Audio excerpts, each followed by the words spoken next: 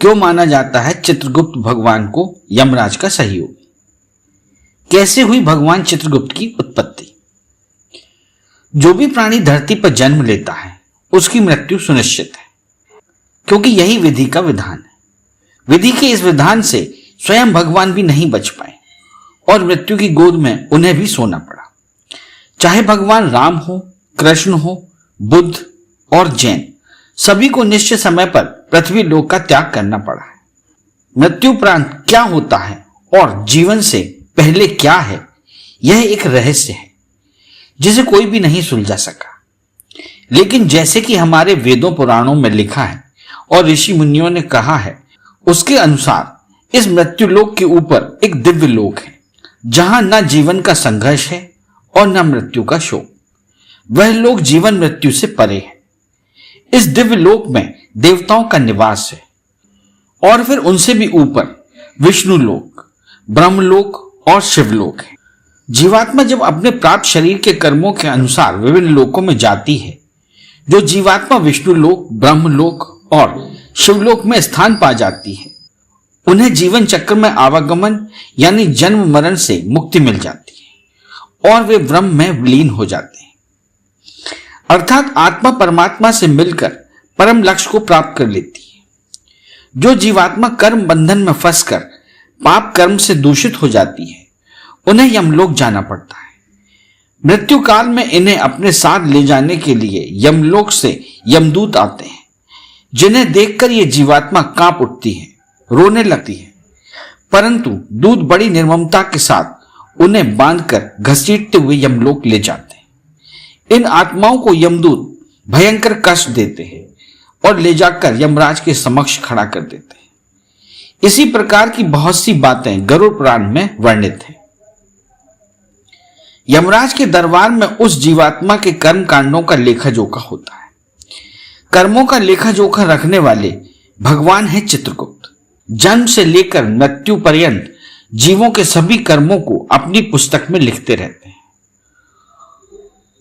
और जब जीवात्मा मृत्यु के पश्चात यमराज के समक्ष पहुंचती है तो उनके कर्मों को एक एक करके सुनाते हैं और उन्हें अपने कर्मों के अनुसार नरक में भेज देते हैं। हर साल बैसाख माह की शुक्ल पक्ष की सप्तमी तिथि को चित्रगुप्त जयंती के रूप में मनाया जाता है। चित्रगुप्त महाराज कायस्थ लोगों के इष्ट देव माने जाते हैं, इसलिए उनकी जयंती खास तौर पर कायस्थ समाज में ज्यादा प्रचलित है। ऐसी मान्यता है कि इसी दिन उनकी उत्पत्ति हुई थी। चित्रगुप्त महाराज कायस्थ लोगों के इष्ट देव माने जाते हैं। भगवान चित्रगुप्त की उत्पत्ति की कथा। भगवान चित्रगुप्त परम पिता ब्रह्मा जी के अंश से उत्पन्न हुए हैं और यमराज के सहयोगी हैं। सृष्टि के निर्माण के उद्देश्य से जब भगवान विष्णु ने अपनी योग माया से सृष्टि की कल्पना की तो उनकी नाभि से एक कमल निकला जिस पर एक पुरुष आसीन था। इनकी उत्पत्ति ब्रह्मांड की रचना और सृष्टि के निर्माण के उद्देश्य से हुई थी, अतः ये ब्रह्मा कहलाए। इन्होंने सृष्टि की रचना के क्रम में देव, असुर, गंधर्व, अप्सरा, स्त्री, पुरुष, पशु, पक्षी को जन्म दिया। इसी क्रम में यमराज का भी जन्म हुआ, जिन्हें धर्मराज की संज्ञा प्राप्त हुई, क्योंकि धर्मानुसार उन्हें जीवों को सजा देने का कार्य प्राप्त हुआ था। धर्मराज ने जब एक योग्य सहयोगी की मांग की तो ब्रह्मा जी ध्यान में लीन हो गए और 1000 वर्ष की तपस्या के बाद एक पुरुष उत्पन्न हुआ। इस पुरुष का जन्म ब्रह्मा जी की काया से हुआ, अतः ये कायस्थ कहलाए। इनका नाम चित्रगुप्त पड़ा। भगवान चित्रगुप्त जी के हाथों में कर्म की किताब, कलम, दवात और करवाल है। ये कुशल लेखक है और इनकी लेखनी से जीवों को उनके कर्मों के अनुसार न्याय मिलता है। कार्तिक शुक्ल की द्वितीय तिथि को भगवान चित्रगुप्त की पूजा का विधान है। इस दिन भगवान चित्रगुप्त और यमराज की मूर्ति स्थापित करके अथवा उनकी तस्वीर रखकर श्रद्धा पूर्वक सभी प्रकार से फूल, अक्षत, कुमकुम, सिंदूर और भांति भांति के पकवान, मिष्ठान, नैवेद्य सहित इनकी पूजा करें और फिर जाने अनजाने हुए अपराधों के लिए इनसे क्षमा याचना करें। यमराज और चित्रगुप्त की पूजा एवं उनसे अपने बुरे कर्मों के लिए क्षमा मांगने से नरक का फल भोगना नहीं पड़ता। इस संदर्भ में एक कथा यहां उल्लेखनीय है। सौराष्ट्र में एक राजा हुए जिनका नाम सौदास था। राजा अधर्मी और पाप कर्म करने वाला था। इस राजा ने कभी पुण्य का काम नहीं किया था। एक बार शिकार खेलते समय जंगल में भटक गया। वहां उसे एक ब्राह्मण दिखाई दिया जो पूजा कर रहा था। राजा उत्सुकतावश ब्राह्मण के समीप गया और उसने पूछा कि यहां आप किसकी पूजा कर रहे हैं? ब्राह्मण ने कहा, आज कार्तिक शुक्ल की द्वितीया है। इस दिन मैं यमराज और चित्रगुप्त जी की पूजा कर रहा हूं। इनकी पूजा नरक से मुक्ति प्रदान करने वाली है। राजा ने तब पूजा का विधान पूछकर वहीं चित्रगुप्त और यमराज जी की पूजा की।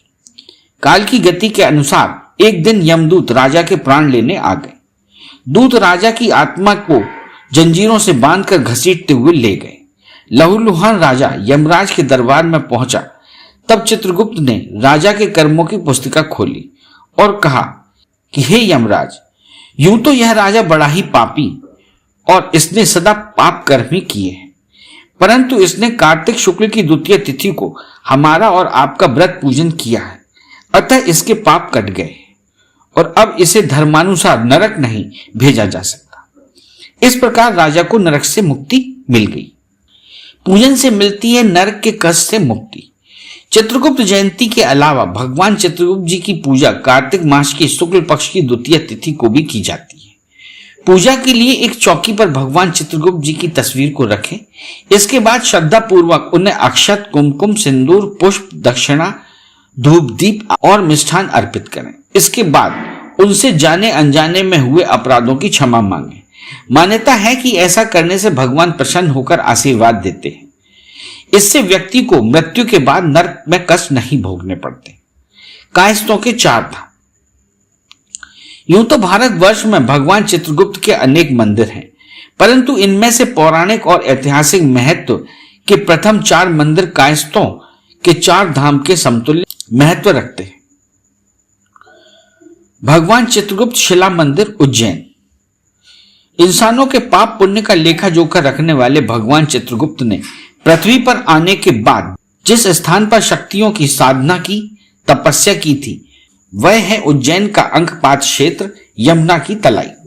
कहा जाता है कि इस स्थान पर भगवान चित्रगुप्त के जप तप का इतना अधिक प्रभाव है कि यहां कागज, कलम, दवा चढ़ाने वाले की किस्मत चमक जाती है और यहां आने वाले बीमार लोग स्वस्थ होकर लौटते हैं। इस बात का उल्लेख पद्म पुराण में मिलता है। भगवान शिव की नगरी के अति प्राचीन अंकपात क्षेत्र की यमुना तलाई में स्थित भगवान चित्रगुप्त का मंदिर पौराणिक दृष्टि से अत्यंत महत्वपूर्ण है। चित्रगुप्त भगवान की प्रतिमा अत्यंत मनोहारी है। उनके एक हाथ में कर्मों की पुस्तक है, जबकि दूसरे हाथ से कर्मों का लेखा मंदिर में चित्रगुप्त के साथ उनकी 2 पत्नियां करते नजर आती है। यहां धर्मराज की दुर्लभ चतुर्भुज मूर्ति भी दर्शनीय है। इरावती और नंदिनी भी विराजित हैं, जिसमें भगवान के एक हाथ में अमृत कलश और 2 हाथों में शस्त्र हैं। धर्मराज की यह मूर्ति लोगों को धर्म के अनुसार आचरण करने की प्रेरणा देती है। धर्मराज के दोनों ओर उनके 2 दूतों की मूर्तियां भी हैं, जबकि धर्मराज की मूर्ति के ऊपर ब्रह्मा, विष्णु और महेश की मूर्तियां हैं। श्रद्धालुओं की ऐसी मान्यता है कि मंदिर परिसर स्थित यमुना तलाई का जल पीने और यहाँ की जलवायु में विचरण करने से वात और लकवा जैसे रोग ठीक हो जाते हैं। मान्यता है कि मंदिर में केवल कागज, कलम, दवा चढ़ाई जाती है और आपकी सारी मनोकामनाएं पूर्ण हो जाती हैं। यहाँ दर्शन करने से अभावों में जीने वाले व्यक्ति का भाग्योदय हो जाता है। श्री धर्महरि चित्रगुप्त मंदिर, अयोध्या। चित्रगुप्त मंदिर वर्तमान में सरयू नदी के दक्षिण नया घाट से फैजाबाद राजमार्ग पर स्थित तुलसी उद्यान से लगभग 500 मीटर पूर्व दिशा में डेरी बीबी मोहल्ले में बेतिया राज्य के मंदिर के निकट है। वैसे नया घाट से मंदिर की सीधी दूरी लगभग 1 किलोमीटर होगी। पौराणिक गाथाओं के अनुसार स्वयं भगवान विष्णु ने इस मंदिर की स्थापना की थी और धर्मराज जी को दिए गए वरदान के फलस्वरूप ही धर्मराज के साथ इनका नाम जोड़कर इस मंदिर को श्री धर्महरि मंदिर नाम दिया है। श्री अयोध्या महात्म्य में भी इसे श्री धर्महरि मंदिर कहा गया है। किंवदंती है कि विवाह के बाद जनकपुर से वापस आने पर श्री राम सीता ने सर्वप्रथम धर्महरि जी के ही दर्शन किए थे। धार्मिक मान्यता है कि अयोध्या आने जाने वाले सभी तीर्थयात्रियों को अनिवार्यतः श्री धर्महरि जी के दर्शन करना चाहिए, अन्यथा उसे इस तीर्थ यात्रा का पुण्य फल प्राप्त नहीं होता। अयोध्या के इतिहास में उल्लेख है कि सरयू के जल प्रलय से अयोध्या नगरी पूर्णतः नष्ट हो गई थी और विक्रमी संवत के प्रवर्तक सम्राट विक्रमादित्य ने जब अयोध्या नगरी की पुनर्स्थापना की तो सर्वप्रथम श्री धर्महरि जी के मंदिर की स्थापना कराई थी। तमिलनाडु के कांचीपुरम का श्री चित्रगुप्त स्वामी मंदिर। भारत के तमिल ग्रंथ कर्णिगर पुराणम के साथ ही विष्णु धर्मोत्तर पुराण में श्री चित्रगुप्त स्वामी के नाम से ज्ञात श्री चित्रगुप्त वंशज माने गए करुणिगर कायस्थों का उल्लेख मिलता है। इन्हीं श्री चित्रगुप्त स्वामी का एक भव्य मंदिरों की नगरी कांचीपुरम में नगर के मध्य स्थित है। दक्षिण भारत के तमिल क्षेत्र में इन कर्णिगरों की मान्यता वैसी ही है जैसी उत्तर भारत में 12 चित्रगुप्त वंशी कायस्थों की, परंतु कर्णिगर पुराणम के अनुसार श्री चित्रगुप्त स्वामी एक नीला देवी से भगवान सूर्य के पुत्र हैं। श्री चित्रगुप्त स्वामी का मंदिर कांचीपुरम नगर के मध्य में श्री रामकृष्ण आश्रम से लगभग आधा किलोमीटर की दूरी पर एक ऊंचे चबूतरे पर स्थित है। यह चबूतरा इतना ऊंचा है कि कोई भी दर्शनार्थी नीचे खड़े होकर मंदिर के गर्भगृह में स्थापित मूर्ति के दर्शन नहीं कर सकता। उसे चबूतरे पर ऊपर चढ़ने के बाद ही चित्रगुप्त स्वामी के दर्शन प्राप्त होते हैं। मंदिर का स्थापत्य बहुत सुंदर, भव्य और गरिमामय है। मंदिर के गर्भगृह में हाथों में कलम दवात लिए हुए भगवान चित्रगुप्त स्वामी के साथ ही देवी कर्णकी की कांस्य प्रतिमा स्थापित है। श्री चित्रगुप्त आदि मंदिर पटना। बताया जाता है कि सर्वप्रथम इस मंदिर का निर्माण नंद वंश के अंतिम मगध सम्राट धनानंद ने इतिहास प्रसिद्ध महामंत्री चित्रगुप्त वंशी राक्षस ने ईसा पूर्व कराया था।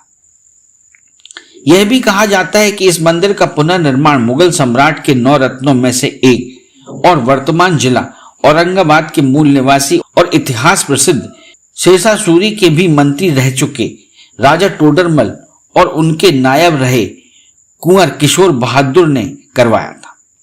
कसौटी पत्थर की भगवान चित्रगुप्त की मूर्ति हिजरी सन 1980 तदनुसार ईस्वी सन 1574 में स्थापित कराई गई थी।